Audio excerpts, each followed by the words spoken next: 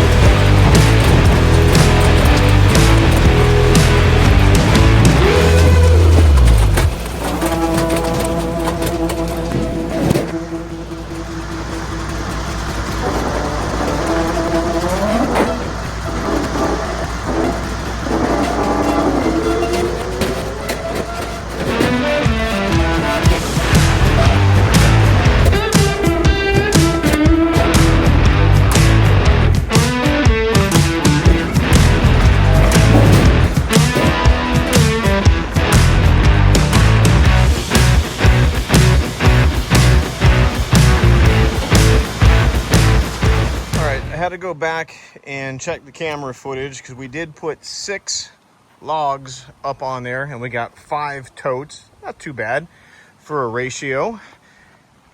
Not an excessive amount of airspace in the tote, not really heaped up, but just kind of a little bit above standard.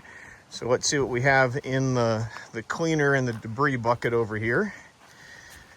Oh, not too bad. So this was all empty. So whatever is here is what came off of a cord, or a cord and a quarter, I guess. With the 12-way wedge. And I've always said that wedges equal waste. Now, like, I'll reach in here and get stuff like this out. I don't care if it's small, but as long as it's 16 inches, we'll throw it into the basket here, and it'll be our kindling bundle. So we're just going to keep on rinsing and repeating until the pile is gone, and I'll let you know what the total is at the end.